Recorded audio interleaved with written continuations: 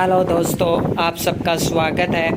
आज हम देखने वाले हैं पशु परिचय के अंतर्गत क्वेश्चन। तो शुरू करते हैं। Question number 768, question number 768। बधियाकरण करने की वजह से घोड़े में कौन सी बीमारी होने की संभावना बढ़ जाती है? घोड़े में पूछी है कि घोड़े में बधियाकरण करने की वजह से घोड़े में कौन सी बीमारी होने की संभावना बढ़ जाती है? तो सही आंसर इसका होगा सिरस कार्ड।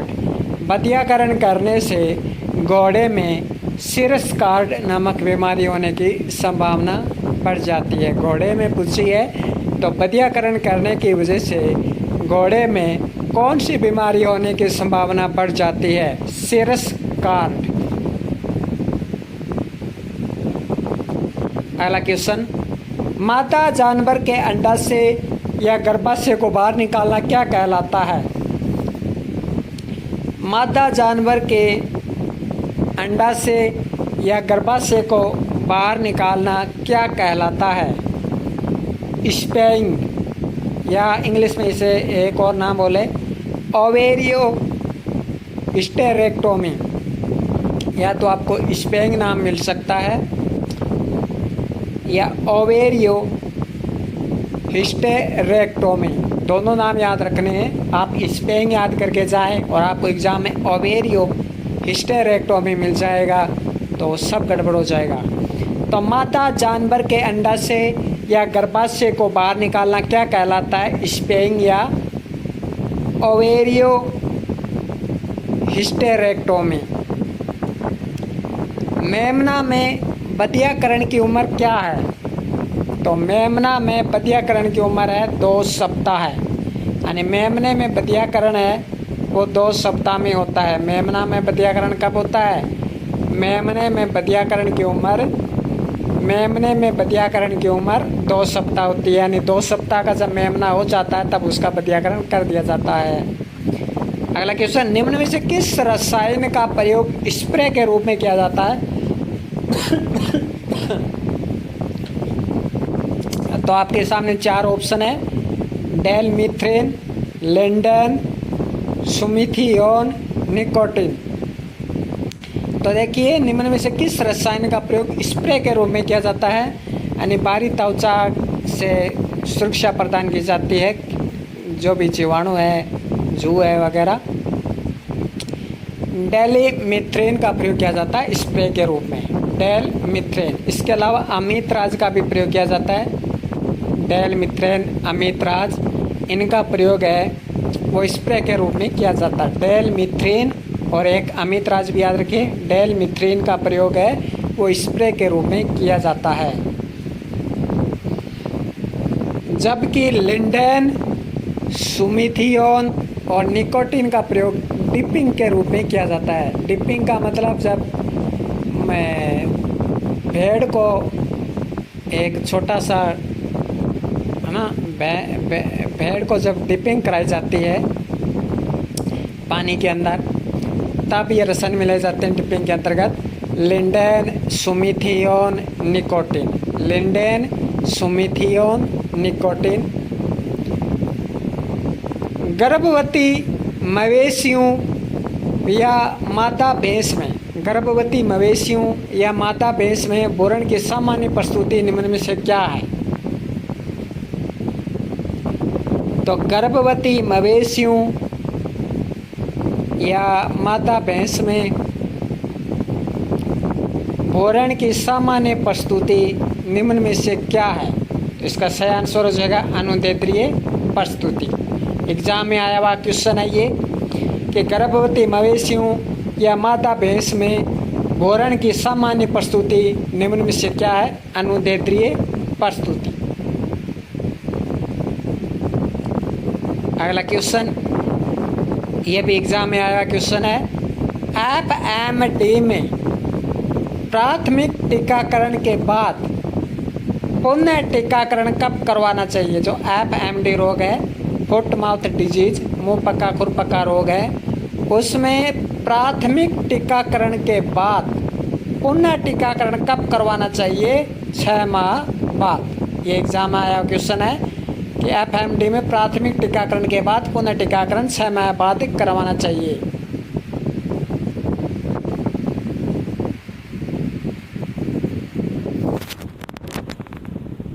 अगला क्वेश्चन, ये भी एग्जाम आया क्वेश्चन है, अपने या अन्य जानवर के मल को खाना क्या कहलाता है? जानवर होते हैं एक प्रकार के, जब ये बीमारी हो जाती है तब जानवर क्या होते हैं कि अपना मल खाने लग जाते हैं या दूसरे का मल खाना शुरू कर देते हैं।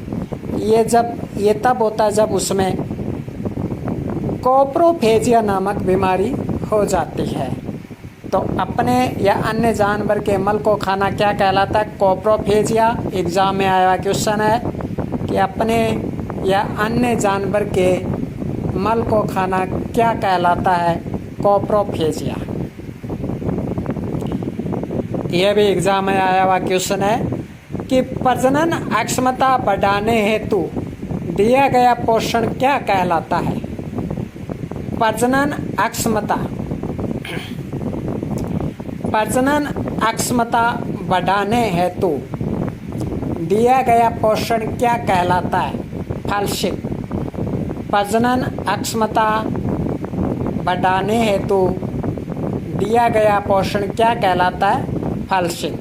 एग्जाम में आया क्वेश्चन, गाय के खीस में प्रोटीन की मात्रा कितनी होती है? गाय के खीस में प्रोटीन की मात्रा 16% और भैंस के खीस में प्रोटीन की मात्रा 21%। याद रखिए, गाय के खीस में प्रोटीन की मात्रा 16% और भैंस के खीस में प्रोटीन की मात्रा 21%। खीस में प्राकृतिक अम्लता कितनी पाई जाती है? तो खीस में प्राकृतिक अम्लता 0.20 से 0.60% प्राकृतिक अम्लता पाई जाती है। खीस में खनिज लवण कितना प्रतिशत होता है? तो खीस में खनिज लवण 1.10% होता है। खीस का आपेक्षिक घनत्व कितना होता है? तो खीस का आपेक्षिक घनत्व 1.040 से 1.080 होता है। तो ये खीस के 5 क्वेश्चन हैं जो कि इम्पोर्टेंट है और यही आपको याद रखना है। तो खीस में अपने प्रोटीन देख लिया, खनिज लवण देख लिया, खीस का आपेक्षिक घनत्व देख लिया, प्राकृतिक अम्लता देख ली। यही बस खीस में ज़्यादातर इम्पोर्टेंट है। इन्हीं में से अगर क्वेश्चन बनता है तो इन्हीं में से बनेगा। खीस का क्वेश्चन बनेगा तो इसी में से। तो गाय के खीस में प्रोटीन की मात्रा 16%, भैंस के खीस में प्रोटीन की मात्रा 21%, खीस में प्राकृतिक अम्लता 0.20 से 0.60% पाई जाती है। खीस में खनिज लवणों की मात्रा 1.10% होती है। खीस का आपेक्षिक घनत्व 1.040 से 1.080 होता है। अगला क्वेश्चन, दही बनने के लिए कौन सा जीवाणु उत्तरदायी है?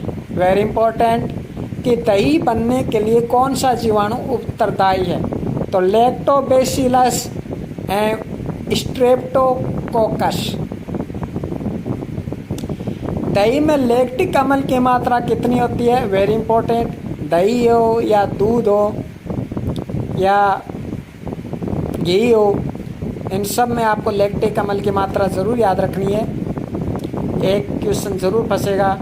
तो दही में लैक्टिक अम्ल की मात्रा 0.6 से 1% होती है। दही में लैक्टिक की मात्रा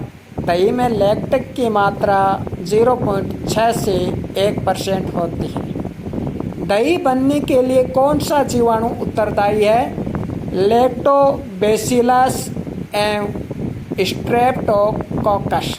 लैक्टोबैसिलस एवं स्ट्रेप्टोकोकस दही बनने के लिए जिम्मेदार है। दही में लैक्टिक अम्ल 0.6 से 1% होता है।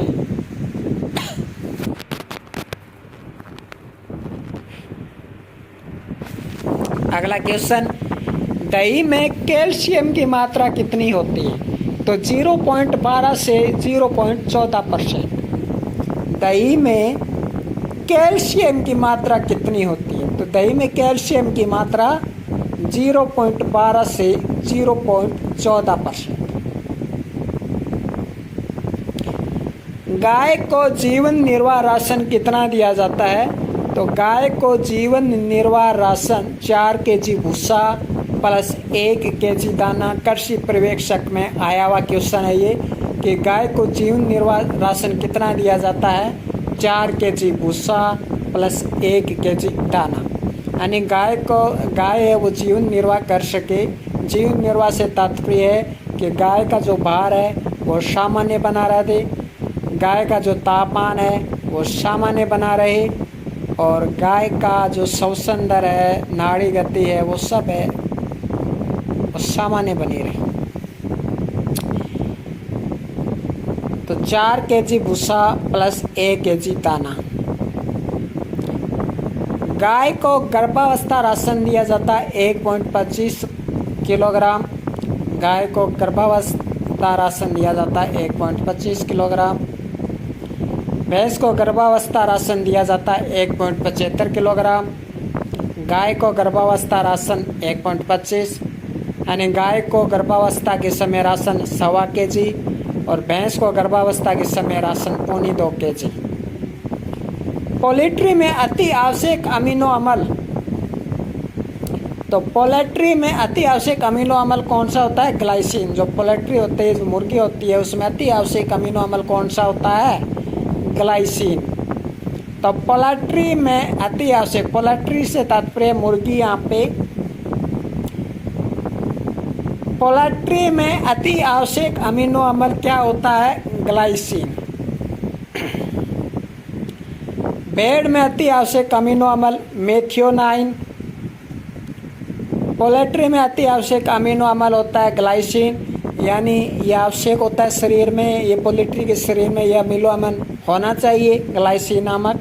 और भेड़ में अति आवश्यक अमीनो अम्ल है मेथियोनाइन। तो मेथियोनाइन अम्ल किस में होता है? भेड़ में। ग्लाइसिन अमीनो अम्ल किस में होता है? पोल्ट्री में। अगला क्वेश्चन, पिस्सुओं के द्वारा कौन से रोग का संचरण होता है? जो पिस्सू होते हैं, पिस्सू जिस प्रकार कीटाणु होते हैं, जीवाणु होते हैं, जू होती है, उसी तरह पिस्सू होते हैं। और पिस्सुओं के द्वारा कौन सा रोग का संचरण होता है? एग्जाम में भाषा तो इसी तरह की आएगी, डिफिकल्ट भाषा ही आएगी कि रोग का संचरण होता है। तो पिस्सुओं के द्वारा कौन से रोग का संचरण होता है? कहने का मतलब कौन सा रोग फैलता है? बेबेसियोसिस। रेनेट का उपयोग किया जाता है पनीर बनाने में। रेनेट एक उपकरण है और रेनेट उपकरण का प्रयोग है वो पनीर बनाने में किया जाता है। पिस्सुओं के द्वारा बेबेसियोसिस रोग फैलता है।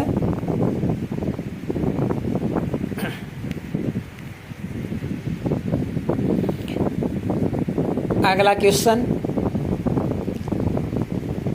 ड्रेचिंग की जाती है। ड्रेचिंग की जाती है आंतरिक परजीवियों के लिए। देखिए, डिपिंग की जाती है बाहरी परजीवियों के लिए, जैसे डिपिंग करवा देते हैं, भेड़ बकरी में डिपिंग करवाई जाती है। जबकि ड्रेचिंग है ड्रेचिंग की जाती है आंतरिक परजीवियों के लिए। जो पशुओं से संबंधित शब्दावली है, इसमें से कम 2 क्वेश्चन तो ज़रूर बनेंगे और संभावना हो सकती है कि 3 क्वेश्चन भी बन जाए। तो ड्रेचिंग की जाती है आंतरिक परजीवियों के लिए। दूध की ऊष्मा स्थिरता यानी हीट स्टेबिलिटी का पता किस टेस्ट द्वारा लगाया जाता है? दूध की ऊष्मा स्थिरता का पता कौन से परीक्षण द्वारा लगाया जाता है? अल्कोहल टेस्ट द्वारा।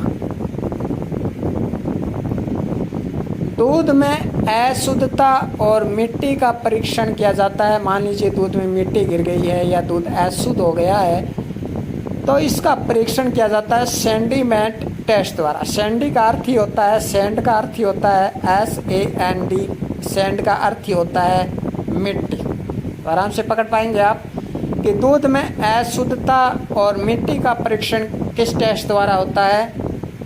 सैंडीमेट टेस्ट द्वारा।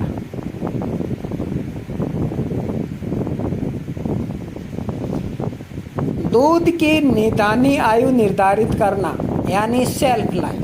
देखिए हिंदी में कितने डिफिकल्ट भाषा दी हुई है, इसलिए कुछ प्रश्नों के आपको इंग्लिश में भी देखना होगा। देखिए कितना आसान क्वेश्चन था, दूध की निदानी आयु निर्धारित करना, लेकिन निदानी शब्द ही समझ में नहीं आया। तो इंग्लिश में देखेंगे सेल्फ लाइफ, SELF, वो नहीं, वो तो होता है स्विम, SHELF लाइफ। क्योंकि निदानी की जगह वो कोई भी शब्द आ सकता है, तो सेल्फ लाइफ देखना है शब्द। दूध की निदानी आयु निर्धारित करना कोब टेस्ट द्वारा। कहने का मतलब है कि दूध कितने समय का हो गया, 1 महीने का दूध हो गया है, ये इस दूध को 15 दिन हो गए, इस दूध को रखे हुए 1 महीना हो गया है। इस तरह का टेस्ट पता करने के लिए, यानी दूध कितना पुराना है कितना नया है, इसका पता लगाने के लिए कोब टेस्ट किया जाता है। हेपर कहा जाता है पहले प्रसव से पहले युवा मादा मवेशी।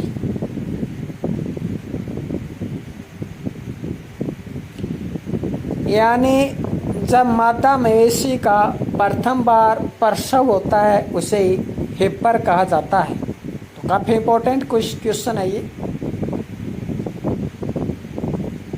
पशुओं में विरेचक के रूप में प्रयोग किया जाता है, तो पशुओं में विरेचक के रूप में अरंडी का तेल प्रयोग किया जाता है। पशुओं में विरेचक के रूप में अरंडी का तेल प्रयोग में किया जाता है। विरेचक से तात्पर्य यहाँ पे 10, अरंडी का तेल आप दे सकते हैं 10 लगे तो। पशुओं में विरेचक के रूप में अरंडी का तेल प्रयोग में लिया जाता है।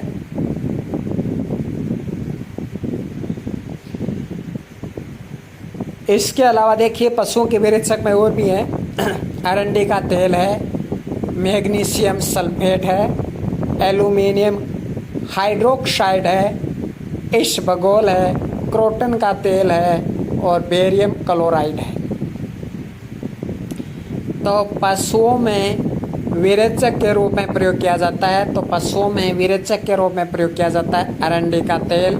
पशुओं में विरेचक के रूप में प्रयोग किया जाता है मैग्नीशियम सल्फेट, एल्यूमिनियम हाइड्रोक्साइड, इसबगोल, क्रोटन का तेल, बेरियम क्लोराइड। जब पशुओं में सामान्य विरेचक होता है तब हम अरंडी का तेल का प्रयोग कर लेते हैं, मैग्नीशियम सल्फेट प्रयोग कर लेते हैं, एल्यूमिनियम हाइड्रोक्साइड, इसबगोल प्रयोग कर लेते हैं।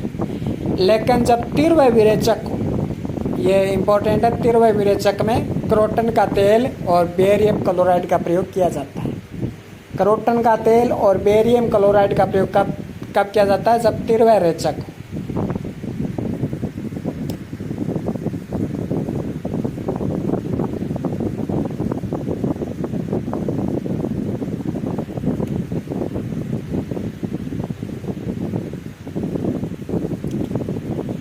अगला क्वेश्चन, किस जानवर में 32 दांत नहीं होते हैं? गाय, भैंस, बकरी, कुत्ता। तो कुत्ता में 32 दांत नहीं होते हैं। घोड़े में 40 दांत होते हैं। खरगोश में 28 दांत होते हैं। ऊंट में 34 दांत होते हैं। कृमिनाशक दवा है आइवरमेक्टिन। तो कृमिनाशक दवाई कौन सी होती है? आइवरमेक्टिन। आइवरमेक्टिन क्या है? कृमिनाशक दवा है। वेरी इंपॉर्टेंट है ये कि आइवरमेक्टिन है। तो आइवरमेक्टिन दवा है कृमिनाशक, और ये दवाई बहुत ही इंपॉर्टेंट है आइवरमेक्टिन। इसका बहुत प्रयोग किया जाता है, पूछा जा सकता है।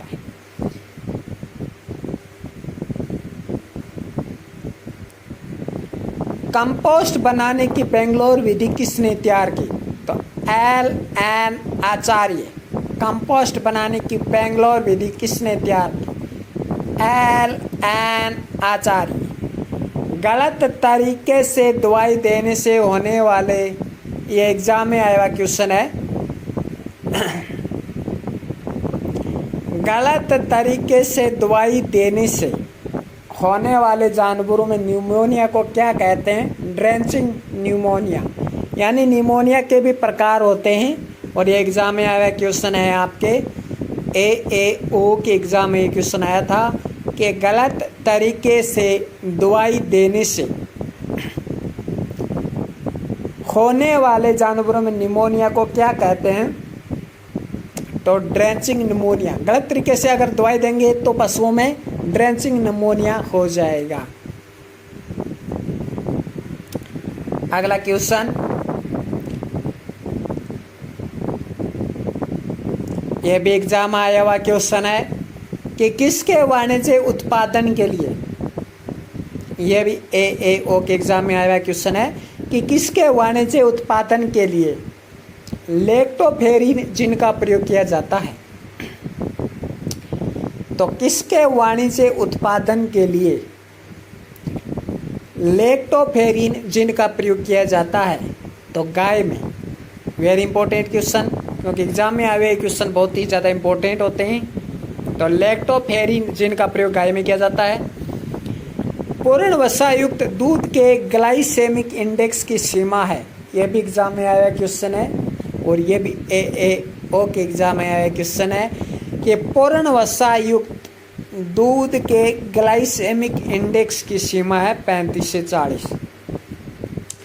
पूर्ण वसा युक्त दूध, जिस दूध में पूर्ण वसा हो उस दूध के ग्लाइसेमिक इंडेक्स की सीमा, तो ग्लाइसेमिक इंडेक्स की सीमा 35 से 40 होती है।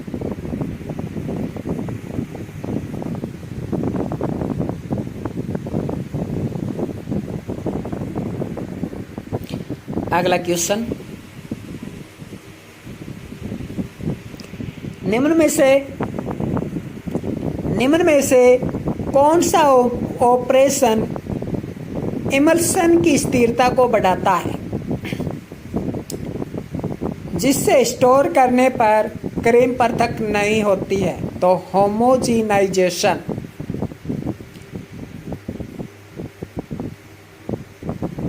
निम्न में से कौन सा ऑपरेशन इमल्सन की स्थिरता को बढ़ाता है जिससे स्टोर करने पर क्रीम पृथक नहीं होती है?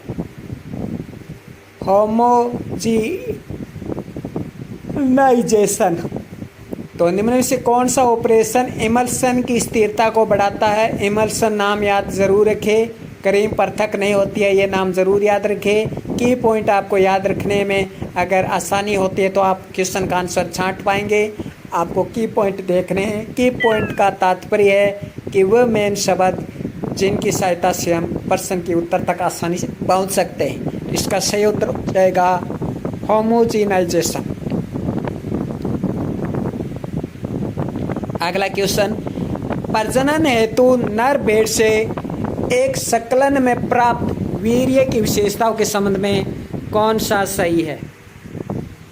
इंपॉर्टेंट क्वेश्चन है कि प्रजनन हेतु नर भेड़ से एक संकलन में प्राप्त वीर्य के विशेषताओं के संबंध में कौन सा सही है?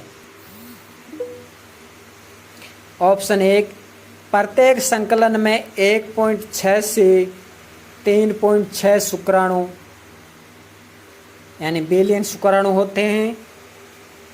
नंबर 2, गतिशील शुक्राणु 60 से 80% होते हैं। नंबर 3, शुक्राणु सांद्रता 2000 से 3000 मिलियन प्रति मिलीलीटर होती है। तो ये तीनों सही हैं कि प्रजनन हेतु नर भेड़ से एक संकलन में प्राप्त वीर्य की विशेषताओं के संबंध बताइए। वीर्य में प्रत्येक संकलन में वीर्य में 1.6 से 3.6 बिलियन शुक्राणु होते हैं। गतिशील शुक्राणु की संख्या 60 से 80% होती है। शुक्राणु सांद्रता 2000 से 3000 मिलियन प्रति मिलीलीटर होती है। अगला क्वेश्चन, मक्खन में नमी की मात्रा कितनी होती है? तो मक्खन में नमी की मात्रा 18 से 20% होती है, जबकि मक्खन में वसा की मात्रा 78 से 80% होती है।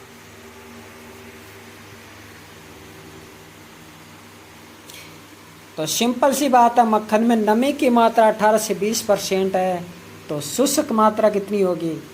सिंपल सी बात है, 80 से 82 होगी। मक्खन में वसा की मात्रा 78 से 80% होती है।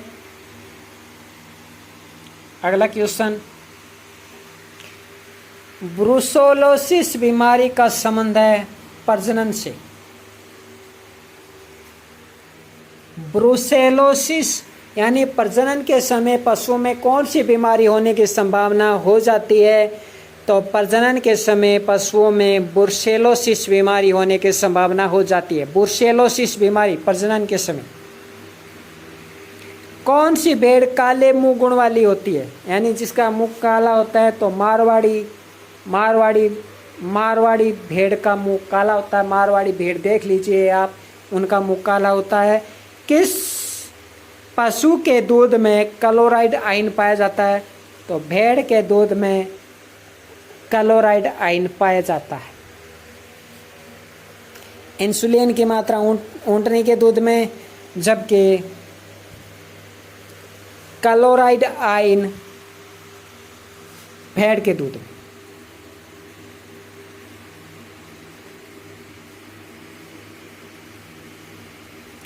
अगला क्वेश्चन,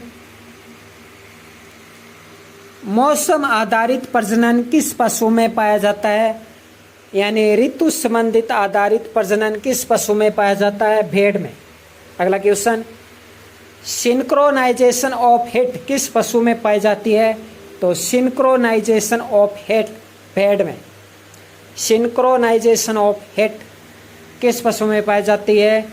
भेड़ में। घरेलू पशुओं के कुल जल सेवन का कितना प्रतिशत चयापचयी जल से शामिल होता है? चयापचयी जल का मतलब है मेटाबॉलिक वाटर। इंग्लिश में याद रखिए, मेटाबॉलिक वाटर। तो घरेलू पशुओं के कुल जल सेवन का कितना प्रतिशत चयापचयी जल से शामिल होता है? चयापचयी जल में शामिल होता है? तो 5 से 10%। अगला क्वेश्चन, चोकला भेड़ का प्रजनन एवं अनुसंधान केंद्र कहाँ है? तो चोकला भेड़ का प्रजनन एवं अनुसंधान केंद्र कोडम देसर, बीकानेर। भेड़ की ऊन का आयात निर्यात केंद्र कहाँ है? टोंक में। गरीब आदमी का मोबाइल बैंक किसे कहा जाता है? भेड़ को। चलता फिरता फ्रिज बकरी को, जबकि गरीब आदमी का मोबाइल बैंक भेड़ को। भेड़ की ऊन का आयात निर्यात केंद्र कहाँ है? तो भेड़ की ऊन का आयात निर्यात केंद्र टोंक में है। चोकला भेड़ का प्रजनन अनुसंधान केंद्र कोडम देसर, बीकानेर। किस मुर्गे में मायोग्लोबिन वर्णक की अधिकता पाई जाती है? Very important question. Kadaknath. Kadaknath को काली मासी कहते हैं। ये एग्जाम में आया हुआ क्वेश्चन है कि किस मुर्गी को काली मासी कहा जाता है? एग्जाम में आया हुआ क्वेश्चन है कड़कनाथ। नंबर 2, किस मुर्गी का मांस काला होता है? कड़कनाथ। नंबर 3, किस मुर्गी में मायोग्लोबिन वर्णक की अधिकता होती है? तो मायोग्लोबिन वर्णक की अधिकता कड़कनाथ। अगला क्वेश्चन, कौन सी मुर्गी जीआई टैग प्राप्त मुर्गी है? कड़कनाथ। चारों बात याद रखनी है, चारों बात याद रखनी है। काली मासी, कड़कनाथ, काला मांस कड़कनाथ का, मायोग्लोबिन वर्ण की अधिकता कड़कनाथ। और कौन सी मुर्गी जीआई टैग प्राप्त मुर्गी है? तो कड़कनाथ मुर्गी जीआई टैग प्राप्त मुर्गी है। और भारतीय नस्लों में सर्वाधिक स्वादिष्ट मांस किसका होता है? कड़कनाथ का। ये पांचों क्वेश्चन कड़कनाथ के बारे में पता होने चाहिए। तो आज के लिए इतना ही, धन्यवाद।